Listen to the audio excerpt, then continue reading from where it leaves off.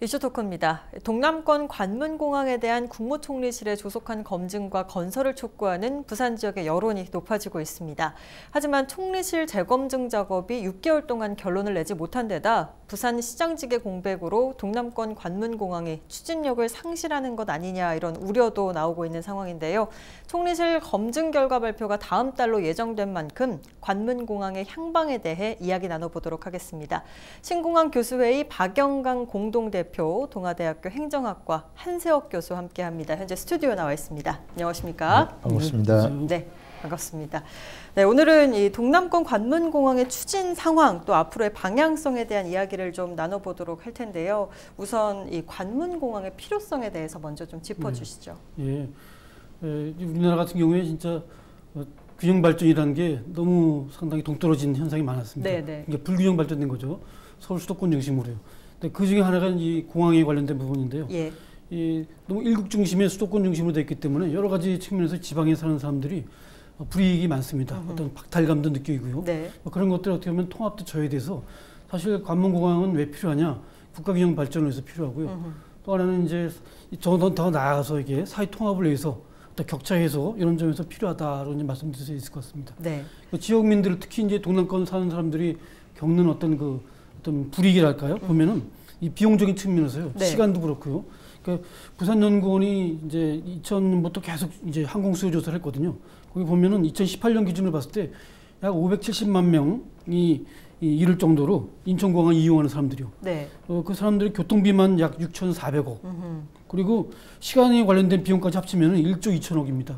이게 한 해만 그렇다니까 이거를 만약에 오랜 기간 동안 합치면 또 앞으로 예상되는 비용까지 감안한다면 약 한 7조 4천억이요. 향후 6년간. 그러니까 상당히 경제적인 어떤 비용이 손해가 뭐 기비용도 이제 다 포함하면 더 크겠죠. 이런 것이 이제 이 부울경에 사는 사람들이 더 많게 소요된다고 합니다. 예컨대 뭐 외국에 갔다 오는 어떤 부울경 주민들은요, 사실 인천공항 거쳐서 오기 때문에 비행기를 한 번 더 타야 되고 더 기다려야 되고요. 시간도 오래 걸리고. 그렇습니다. 만약에 시간이 안 맞을 경우에는 하루 또 자고 와야 되는 그런 어떤 불이익 같은 거를 느끼거든요. 지난번 아세안 그 특별 정상회의 때도 10개국 정상 대표들도 전부 다 그렇게 이제 관문공항이 없어서 인천공항을 경유해서 이제 왔고요. 뭐 이처럼 이제 화물도 마찬가지고요. 화물도 어떻게 보면은 항공 수출입의 약 27만 톤이 김해공항에서 이제 처리할 수 있는 건은 거기서 약 3.6% 미만이라 합니다. 이 동남권 관문공항 건설 같은 경우는 오거돈 전 부산시장이 좀 핵심 그런 정책으로 내놓았던 사업이기도 한데요. 아무래도 이 오 전 시장의 사태로 부산시장에 공백이 생기면서 이 부분이 추진 동력을 잃는 것 아니냐 이런 우려는 계속해서 나오고 있습니다. 이 부분에 대해서는 어떻게 생각하시는지 두 분의 의견을 좀 듣고 싶습니다. 굉장히 큰 충격인데요. 그렇지만 이제 추진 동력의 문제 같은 걸 보면 이게 부산시가 오랫동안 추진해온 사업이기 때문에 뭐 어느 한 시장이 요구된다 해서 흔들리는 사업은 아니라 보입니다. 우리 경남지사나 울산시장도 합류를 했고 또 민주당 부울경 국회의원들도 굉장히 강력하게 지지를 하고 있으니까 사업 자체는 흔들림이 없고 지금 검증 과정에서는 이미 시작이 되고 준비를 다 하고 사퇴를 했으니까 문제가 적습니다만은 검증 이유가 사실 좀 걱정입니다. 예를 들어서 뭐 그럴 일은 없겠지만 경남지사나 울산시장이 뭐 이렇게 가덕도 관련 다른 쪽에 대안을 제시하기라도 한다면 당장 부산시는 그런 내용이 정치력이나 협상력이 없으니까 굉장히 그 어려움에 처하지 않을까. 또 후속적으로 정부의 교섭 문제 이런 측면에서도 문제가 있을 거니까 검증 이유가 저는 사실 걱정된다고 여기십니다. 사업 자체가 뭐 크게 흔들릴 일은 없겠지만 검증 이후에 뭐 정부의 그런 방침이라든지 울산이나 경남의 향방에 대해서 좀 우려스럽다라는 말씀해 주셨는데요. 교수님께서도 어떻게 생각하고 계신지 말씀 부탁드립니다. 어떻게 보면 국토부에서도 입장이 뭐 개인적인 측면에서 오 시장이 전 시장이 뭐 그 어떤 불명예 퇴진했다 하더라도 거기에 대해서 영향을 받지 않고 판단하겠다는 입장을 이제 발표했습니다. 그게 바람직한 방법이긴 합니다. 또 중립적인 입장에서요. 근데 어떻게 보면은 저는 뭐 개인적인 얘기지만은 특히 이제 공무원들, 특히 이제 국토부 관계자들은 어떻게 보면 어떤 정치적인 그런 어떤 오해를 받지 않기 위해서 나름대로 어떤 신경을 쓸 것인데 그게 다른 측면에서 보면은 상당히 몸 살릴 겁니다. 그래서 일단 국토부 입장에서는 이전에 입장이 이제 정해졌지 않습니까? 시민 신공 확정하는 거로. 예, 맞습니다. 그래서 그렇기 때문에 막 그런 입장을 또 조심스럽게 이제 밝힐 수 어려운 입장이고, 그래서 상당히 좀 어떻게 보면 검증 과정을 하여튼 객관적이고 중립적인 입장에서 하겠다는 그런 것 좀 피력을 했는데요. 자기네 입장이 이미 정해졌다고 저는 판단돼요. 그래서 중요한 것은 이제 이게 문재인 대통령이 대통령 공약 상황이고요. 그리고 이제 부울경 단체장도 아까 우리 교수님 말씀하신 것처럼 어떤 그 동남권 최대의 사업이기 때문에 이러한 어떤 검증 작업은 이제 아주 국익 차원에서 객관적이고 중립적으로 진짜 결과가 나와야 된다. 어떤 정치적인 판단에 휘둘리지 않고 총리실에서 그거를 좀 과연 제대로 해줄 것인가 상당히 좀 약간 좀 우려되긴 하지만요. 그래도 한 점 의혹이 없이 진짜 그야말로 정치적인 판단 배제한 상태에서 하는 것이 가장 바람직하지 않겠나 생각이 듭니다. 국가적인 차원에서 생각해서 올바른 판단을 내려야 된다라는 말씀 해주셨습니다. 지난해 12월이었죠. 동남권 관문공항에 대한 총리실 재검증을 위해서 검증위원회가 출범을 했습니다. 그런데 시민단체에서 이 검증 과정에 대해서 좀 신뢰성에 문제가 있는 거 아니냐 뭐 의문을 제기하기도 했는데요. 구체적으로 어떤 부분 때문에 이런 의문을 제기한 건지에 대해서도 좀 짚어주시죠. 오늘 기자회견에서는 한 2가지 정도 측면에서 우리를 표명했는데요. 우리 총리실의 검증에 관해서는 총리 훈령이 있습니다. 거기 보면 2가지가 크게 이제 2가지를 다루게 되는데요. 하나는 동남권 관문공항이라는 것이 무엇인가에 대한 요건에 대한 해석을 하고 결정을 하는 것을 검증위원회가 하도록 의무를 부여하고 있습니다. 그 다음은 이제 김해 신공항이 과연 그러면 그런 요건에 맞는가? 4개 분야 14개 항목을 구분해가지고 세세하게 평가를 한다는 것이죠. 그런데 문제는 동남권 관문공항이라는 것에 대해서는 문 대통령이 2017년에 인천공항 재난시 대체 가능한 공항이라고 언급한 이후에 구체적으로 해석을 한 바가 없습니다. 그럼 그 정책 제안자인 대통령이 더 이상 아무 말을 하지 않으면서 내 말에 대한 해석을 전문가 너희들이 해내라 한다면 그건 굉장히 곤란하다 이겁니다. 그래서 부울경이 지금 해석을 했습니다. 검증 준비를 하면서 우리가 생각하는 관문공항은 이러이러한 것이니까 이걸 요건으로 삼아달라 말하고 있고 국토부는 그게 아니다. 관문공항이라는 것은 이 정도 것이다 해서 부울경과 국토부와의 관문공항에 대한 인식 차이가 큰 거예요. 그럼 그걸 지금 전문가들이 결정을 해야 되는데 그에 대해서 문제가 있다는 겁니다. 정책 제안자인 대통령께서 또 총리실 검증도 대통령이 지시한 거 아니겠습니까? 그렇다면 구체적으로 내가 생각하는 관문공항은 이러이러한 것이니까 그것을 요건을 좀 정리해라든지 이렇게 정도 좀 세부적인 지침이 있어야 되는데 그게 없이 지금 되니까 굉장히 그 검증위원들이 눈치를 보게 되는데 누구 눈치를 보고 있는가? 저는 생각에 대통령보다는 국토부의 눈치를 더 많이 보지 않을까. 왜냐하면 정권은 유한하고 관료는 무한한 것입니다. 그래서 그 입장을 표명하고 있고요. 그다음에 총리실에서 지금 검증단을 하고 있는데 4개 분야 14개 쟁점에 대해서 검토를 하는데 4개 분야로 칩시다. 안전성, 소음이라든지 뭐 환경 그리고 시설 같은 4개 분야인데 3개 분야는 오케이 되고 1개가 문제가 됐다든지 2개는 되는데 2개는 안 된다 하면 과연 그러면 김해공항을 벽지할 것인가? 그런 결정이 가능할 것인가? 여기에 대해서는 언급이 없습니다. 그냥 기술적으로 요건이 무엇인가를 해석해서 의결하고 요건에 맞는 것인가를 검토 의결하는데 그렇게 요건에 맞다 안 맞다고 했을 때 과연 김해공항이 벽지된다 안 된다는 결정에 대한 말은 하지 않으니까 그럴 경우에 이 결정은 누가 할 것이냐의 문제가 남기 때문에 이 부분에 대해서도 아무런 말이 없다면 최종 책임자인 대통령이 입장을 분명히 밝혀야 된다. 그런 측면의 우려를 지금 표명한 것입니다. 당초 한두 달로 예정이 돼 있었는데 벌써 6개월 넘게 이 검증 과정이 또 결과가 나오지 않고 있습니다. 일단 뭐 다음 달로 예정이 되어 있기는 합니다만 이렇게 계속 답보 상태에 놓여 있는 부분에 대해서 지역민들은 또 어떻게 생각하는지도 궁금하거든요. 그 부분도 짚어주시죠. 부산에서는 지난번에 4.15 총선이 끝난 다음에요. 신공항에 대한 국무총실의 입장을 좀 조속하게 좀 밝혀달라, 검증해달라라고 이제 요청을 했습니다. 그리고 이제 그런 어떤 여론이 계속 이제 비등하게 이제 높아지고 있는데요. 네.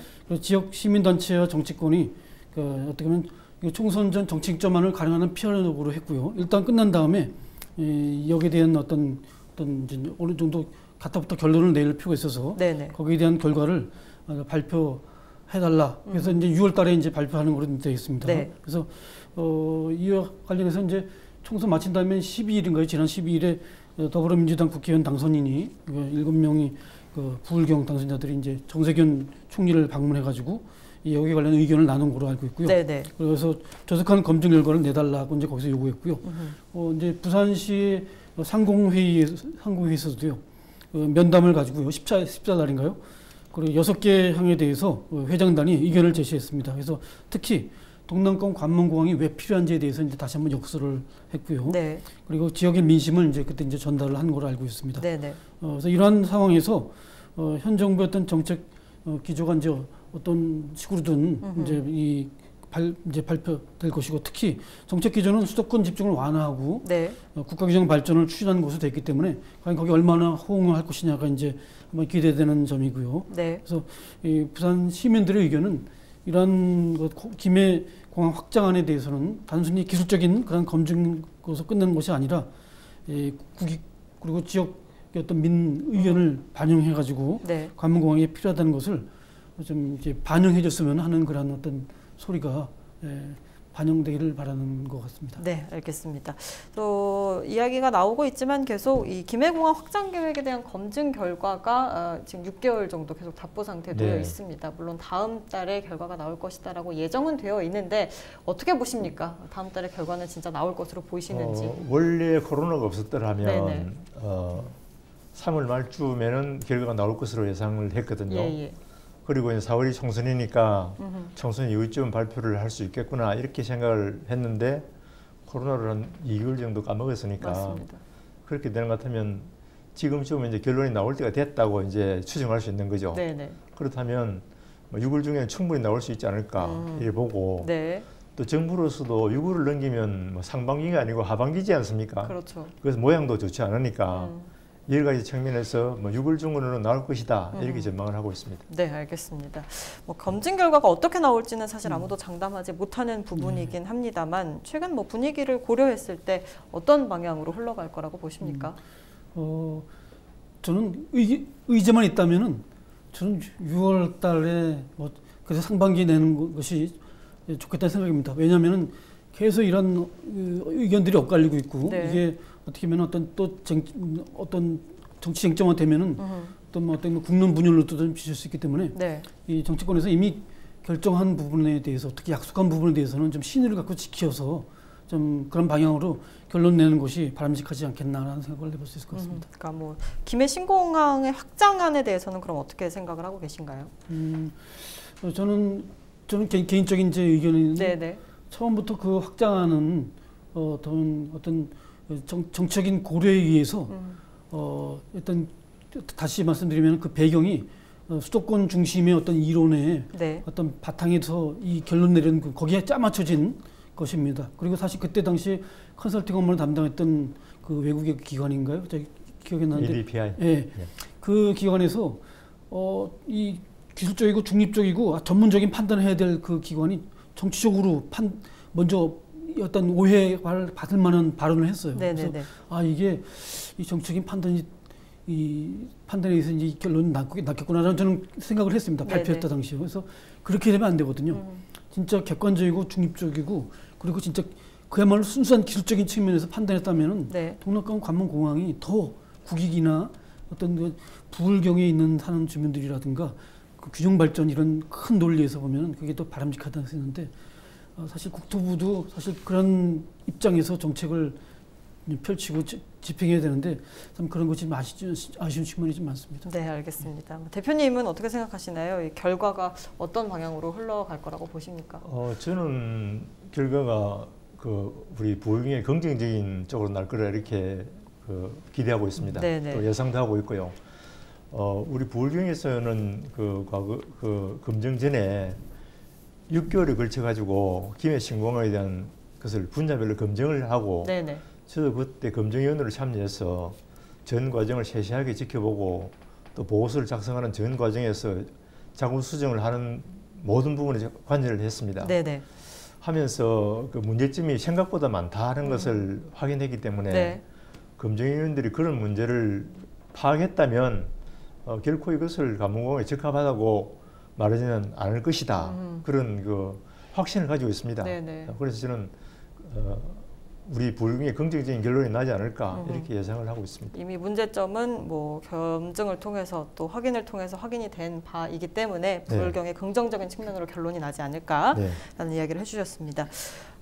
그러면은 뭐 결론이 어떻게 나든 사실 후속 절차에 대한 대비가 좀 필요하다라는 생각이 드는데요. 어떤 부분이 좀 필요하다고 보십니까? 예, 이게 총리에서 이제 검증이 난다 하더라도 네. 아마 그때부터 시작입니다. 맞습니다. 본격적으로 이제 거쳐야 될, 넘어야 될 그런 과정과 어떤 그런 산울이 비었었는데요. 그만큼 험난한 과정이긴 한데 저는 의견으로 제시한다면은 이러한 것들을 좀 예측 가능하게 진행될 수 있도록 하기 위해서 네. 어떤 법적인 어떤 제도화가 필요하지 않나 생각이 듭니다. 그래서 검증 후속 절차는 이제 그 결론에 대해서 그동안 너무 질질 끌어왔기 때문에 네, 네. 이제는 그걸로 인한 어떤 낭비를 방지하기 위해서 이 법적인 그러니까 얘기가 많이 나온 부분이긴 한데요.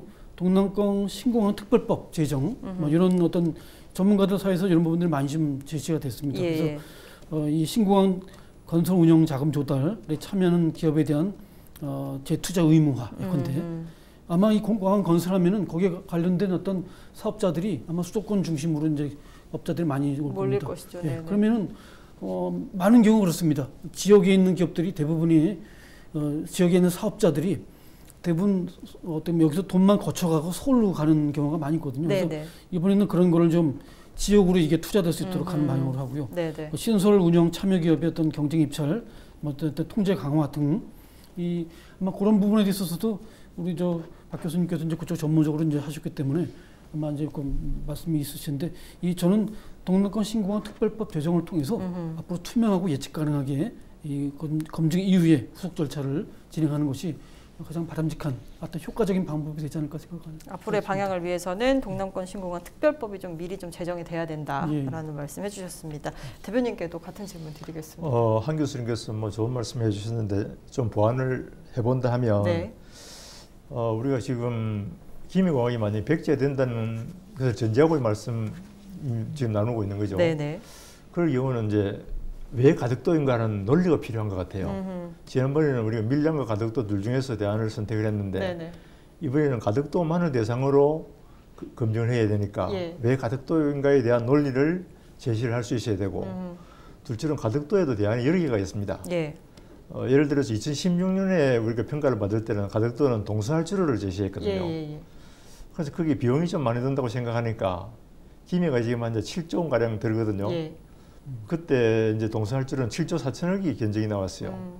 그런데 그 비용을 좀 줄이려 하니까 남북할주로도 더 좋겠다는 새로운 대안이 나와가지고 네. 부산시가 그걸 또 검토를 하고 있습니다. 그래서 부산시가 자체적으로 어떤 대안이 좋을 것인가에 대해서 좀 구체적인 할주로 방향도 결정해야 될 문제도 있습니다. 네. 그 절차도 굉장히 문제가 있는데요. 네. 기미공항이 지금 이렇게 재검토가 되는 것은 그동안 절차가 2016년도에 그 사타라 부르는 사전 타당성 조사 이후에 네. 예타라든지 혹은 기본 계획을 수립하는 과정이 2년이 걸렸거든요. 2년이 걸리면서 지금 계획이 번복됐거든요. 우리도 똑같이 또 이런 절차를 밟아야 될 것인가? 네. 이런 문제 때문에 최소한 예타는 면제돼야 된다든지 예타나 기본 계획을 면제하면 바로 이렇게 결정만 하면 실시 단계로 들어갈 수 있거든요. 네. 그래서 우리가 어떻게 하든지 가덕도 신공항은 2030년에 엑스포가 열린다고 생각해 보면 그 이전 빠르면 한 2028년까지 정도는 만들어져야 재기능을 할 수 있다고 보거든요. 그런 시간에 맞춰서 하는 문제. 이제 마지막으로 한 교수님 말씀하셨듯이 지금 인천은 공항공사가 별도로 분리되어 있지 않습니까? 그렇죠. 그런데 우리가 한국공항공사 소속으로 그대로 할 것인지 아니면 그 별도의 그 공사로서 뭐 부산공항공사를 설립할 것인지 이런 문제도 지금 앞으로 논의가 돼야 될 후속적인 절차로 생각됩니다. 네, 알겠습니다. 이 김해신공항 확장안 재검증 결과 발표가 다음 달로 예정이 된 만큼 동남권 신공항에 대한 목소리가 좀 높아지고 있습니다. 결론이 어떻게 날지는 아직 모르는 상황이지만 모쪼록 정치적인 계획 없이 국익을 위해서 올바른 방향으로 결론이 났으면 좋겠습니다. 이슈토크 오늘 여기서 마칩니다. 고맙습니다.